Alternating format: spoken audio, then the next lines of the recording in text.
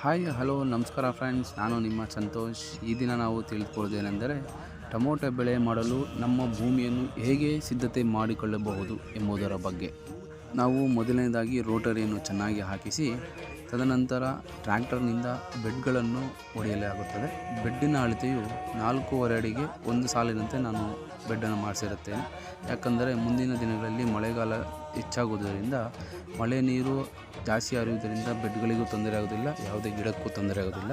ಅದೇ ರೀತಿ ನಾನು ಎಲ್ಲ ಮಹಾಧನ್ ಕಂಪನಿ 14-24 ಮತ್ತು ಹೊಂಗೆ ಹಿಂಡಿ ಮತ್ತು ಪೊಟ್ಯಾಷನ್ನು ಎಲ್ಲ ಮಿಕ್ಸ್ ಮಾಡಿ ಬೆಡ್ಡಿನ ಮೇಲೆ ಇದೇ ರೀತಿ ಹಾಕುತ್ತೇನೆ. ಈ ರೀತಿ ಸಾಲುಗಳಿಗೆ ಗೊಬ್ಬರ ಹಾಕುವುದರಿಂದ ನಮಗೆ ಗೊಬ್ಬರದ ವೆಚ್ಚವೂ ಕಡಿಮೆಯಾಗುತ್ತದೆ, ಗೊಬ್ಬರವೂ ವೇಸ್ಟ್ ಆಗುವುದಿಲ್ಲ. ಈ ರೀತಿ ಗೊಬ್ಬರ ಹಾಕಿದ ನಂತರ 3 ದಿನಗಳ ಕಾಲ ನೀರು ಚೆನ್ನಾಗಿ ಹರಿಸುವುದರಿಂದ ಗಿಡಕ್ಕೆ ಯಾವುದೇ ತೊಂದರೆಯೂ ಉಂಟಾಗುವುದಿಲ್ಲ. ನಂತರ ನಾವು ಈ ರೀತಿ ಡ್ರಿಪ್ ಪೈಪನ್ನು ಹಾಕಿಕೊಳ್ಳಲಾಗುತ್ತದೆ. ಸಾಮಾನ್ಯವಾಗಿ ನಾನು ಬೇಸಿಗೆಯಲ್ಲಿ 2 ಲೈನ್ಗಳನ್ನು ಹಾಕುತ್ತಿದ್ದೆ. ಮಳೆಗಾಲ ಆಗುವುದರಿಂದ ಒಂದೇ ಲೈನ್ ಹಾಕುತ್ತೇನೆ, ಯಾವುದೇ ತೊಂದರೆ ಉಂಟಾಗುವುದಿಲ್ಲ.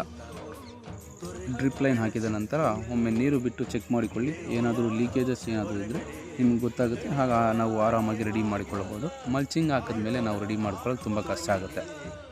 ನಂತರ ನಾವು ಮಲ್ಚಿಂಗ್ ಪೇಪರ್ ಹಾಕಲು ತಯಾರಿ ಮಾಡಿಕೊಳ್ಳುತ್ತೇವೆ. ನಾನು ಈಗ ಹಾಕುತ್ತಿರುವುದು ಶ್ರೀಕೃಷ್ಣ ಪಾಲಿಮರ್ಸ್ ಎಂಬ ಮಲ್ಚಿಂಗ್ ಪೇಪರ್. ಇದು 25 ಮೈಕ್ರಾನ್ಸ್ ಇರುತ್ತದೆ. 25 ಮೈಕ್ರಾನ್ಸಲ್ಲೇ ಸಾಮಾನ್ಯವಾಗಿ 2 ಬೆಳೆ ಮಾಡ್ಕೋಬೋದು, ತೊಂದರೆ ಇಲ್ಲ.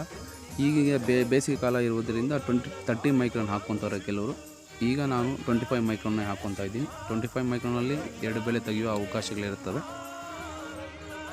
ಈ ರೀತಿ ಮಲ್ಚಿಂಗ್ ಪೇಪರ್ ಹಾಕೋದ್ರಿಂದ ಆಗುವ ಉಪಯೋಗಗಳೇನೆಂದರೆ ನಮ್ಮ ಭೂಮಿಯಲ್ಲಿರುವಂಥ ಕೀಟಗಳು ಕಡಿಮೆ ಪ್ರಮಾಣದಲ್ಲಿ ಸಾಯುತ್ತವೆ, ಹಾಗೂ ಕಳೆ ಹೆಚ್ಚಾಗಿ ಬರುವುದಿಲ್ಲ ಮತ್ತು ನೀರಿನ ವ್ಯಯವು ಕಡಿಮೆಯಾಗುತ್ತದೆ.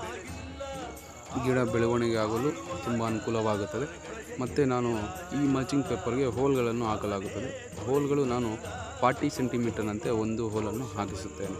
40 ಸೆಂಟಿಮೀಟರ್ ಯಾಕೆಂದರೆ ಮಳೆಕಾಲ ಆಗಿದ್ದರಿಂದ ಗಿಡ ಬೆಳವಣಿಗೆ ಹೆಚ್ಚಾಗುವುದರಿಂದ 40 ಸೆಂಟಿಮೀಟರ್ಗೆ ಹಾಕಲಾಗುವುದು. ಹಾಗೆ ನಾನು ನಾಟಿ ಮಾಡುತ್ತಿರುವ ತಳಿ ಬಂದು ಸೆಮಿನ್ಸ್ ಕಂಪನಿಯ ಅಭಿಲಾಷ್ ಎಂಬ ಜಾತಿಯಾಗಿರುತ್ತದೆ. ಇದು ನಾಟಿ ತಳಿಯಾಗಿರುತ್ತದೆ. ನಾನು ಈ ತಳಿಯನ್ನು ಮೊದಲನೇ ಬಾರಿ ಬಳಸುತ್ತಿದ್ದೇನೆ. ನೋಡೋಣ ಮುಂದಿನ ದಿನಗಳಲ್ಲಿ ಗಿಡದ ಬೆಳವಣಿಗೆ ಹೇಗೆ ಬರುತ್ತದೋ, ಫ್ಲವರ್ ಸೆಟ್ಟಿಂಗ್, ಕಾಯಿ ಸೆಟ್ಟಿಂಗ್ ಹೇಗೆ ಬರುತ್ತೆ ಅಂತ ಮುಂದಿನ ದಿನಗಳಲ್ಲಿ ತಿಳಿಸಿಕೊಡುತ್ತೇನೆ.